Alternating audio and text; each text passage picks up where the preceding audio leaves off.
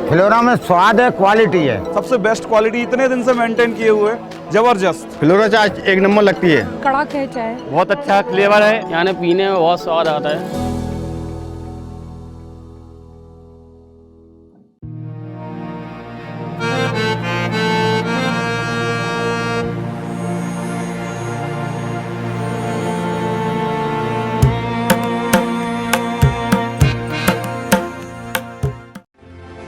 इस खबर के प्रायोजक हैं पूजा श्री डिटर्जेंट पाउडर व केक। नमस्कार, मैं हूं केशव तिवारी और विशाल खबर के चुनावी चर्चा कार्यक्रम में आज हम सतना जिले के वरिष्ठ समाज सेवी, अतिथि शिक्षक संघ के प्रदेशाध्यक्ष, युवा परशुराम संघ के संभागीय अध्यक्ष, रसोईया माता संघ के प्रदेश अध्यक्ष, बॉडी बिल्डिंग एसोसिएशन के जिलाध्यक्ष, पन्नी लाल चौक व्यापारी संघ के संरक्षक, लायंस क्लब के अध्यक्ष, मार्शल आर्ट और माया कराटे क्लब के अध्यक्ष। अगर इस तरीके से हम इनके पदों की अगर व्याख्या करने लग जाएं तो मुझे लगता है कि 2-4 घंटे भी कम पड़ेंगे।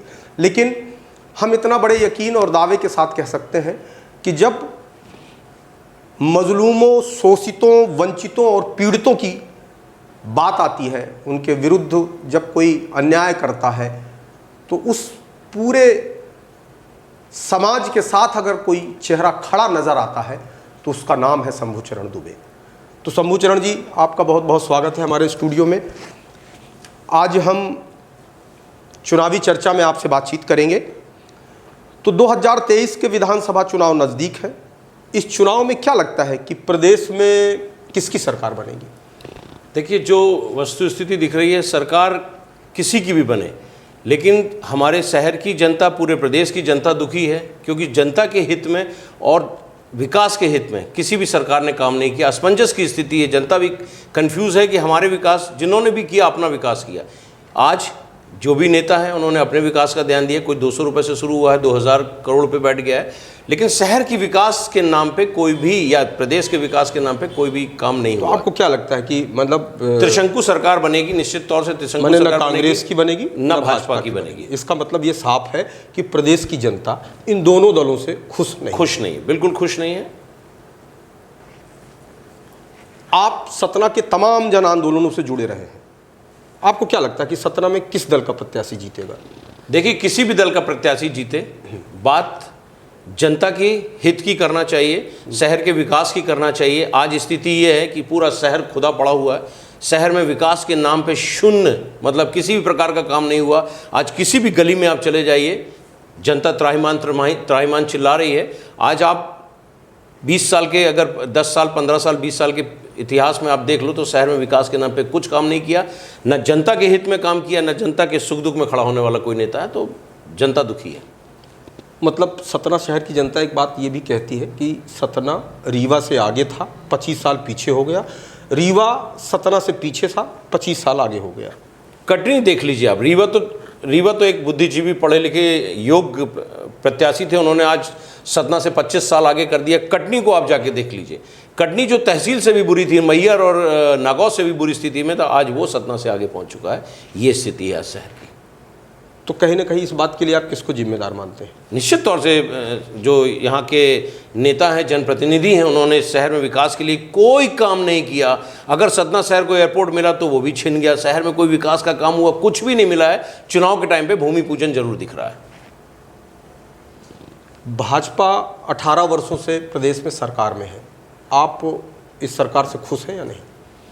देखिए, मेरे खुश रहने या नहीं रहने से कोई फ़र्क नहीं पड़ता। इस प्रदेश की जनता दुखी है, इस शहर की जनता दुखी है। जनता के हित के लिए अपना विकास उन्होंने किया है। कोई भी नेता हो, उसका अपना विकास हो गया। आप उनका 15 साल पहले उनके घर की स्थिति देख लीजिए और आज की देख लीजिए। आज जनता के हित की बात कोई नहीं करता है, शहर के विकास की बात नहीं करता है। शहर में कुछ भी काम नहीं हुआ है, इसलिए सब दुखी हैं। शहर की जनता दुखी है। भाजपा की सरकार में अतिथि शिक्षक, रसोईया माता, मीटर वाचक, जन स्वास्थ्य रक्षक कोई भी खुश नहीं है। आप इनकी लड़ाई लड़ते रहे हैं। इस चुनाव में इन संगठनों की क्या भूमिका होगी?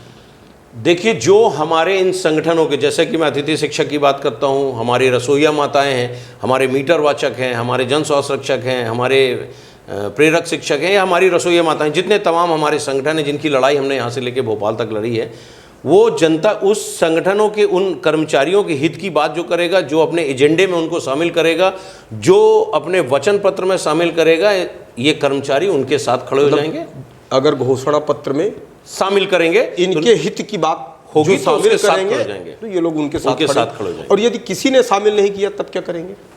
निश्चित तौर से विरोध की स्थिति होगी, कोई तीसरे मंच की तलाश करेंगे विरोध करने की स्थिति में, क्योंकि दोनों दलों ने विकास का काम नहीं किया है, इन संगठनों के हित की बात नहीं की। अभी 14 महीने कांग्रेस की सरकार थी, तब भी कमलनाथ जी ने संगठनों की वचन पत्र में शामिल किया था, लेकिन लागू नहीं कर पाए। मैं मानता हूं कि उनकी सरकार ज़्यादा देर नहीं टिक पाई थी, लेकिन अब एजेंडे में शामिल करेगा, जो अपने वचन पत्र में शामिल करेगा, जो इन लोगों के हित की बात करेगा, ये संगठन, ये लोग उनके साथ जाएंगे।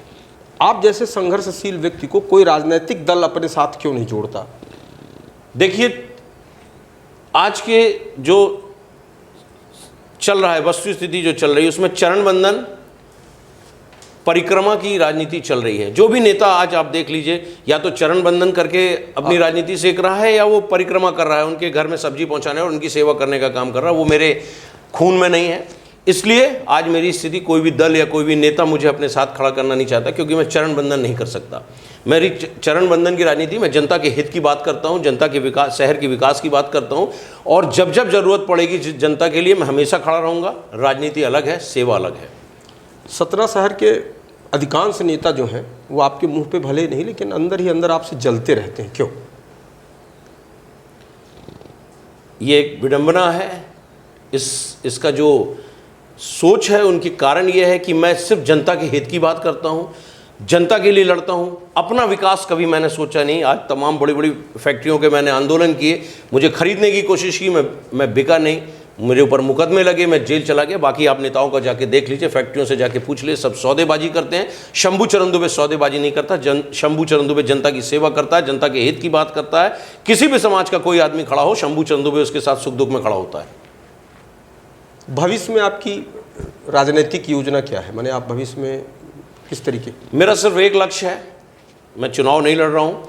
मेरा एक ही लक्ष्य है कि जब मैं जनता की सेवा इतना करना चाहता हूँ कि जनता एक दिन बोलेगी आप चुनाव लड़ो, और जनता मुझे उस स्थान पे देखना चाहेगी, तब मैं चुनाव लड़ूंगा। मेरा काम अभी सिर्फ जनता की सेवा करना, और जनता नहीं चाहेगी मैं कोई चुनाव नहीं लड़ूंगा। आज की तारीख में आपको कौन सा दल अच्छा लगता है?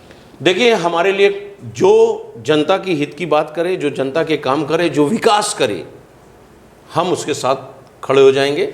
और हमारे अच्छा बुरा होने से कुछ नहीं होता, जनता जिसको अच्छा मानेगी हम उसको अच्छा मानेंगे। हम बीते 15-20 वर्षों से आपको देख रहे हैं कि आप हर वर्ग के लिए, जो भी शोषित, पीड़ित, वंचित, मजलूम लोग थे, उनके लिए आपने लड़ाइयाँ लड़ी। तो जिन लोगों के लिए आपने लड़ाइयाँ लड़ी, उन लड़ाइयों में उन लोगों को कुछ लाभ ही हुआ कि सिर्फ आप लड़ाई ही लड़ते रहे? देखिए, 2017 लास्ट में, मतलब 18 की शुरुआत, 17 की लास्ट में मैं अतिथि शिक्षक संघ का अध्यक्ष बना था।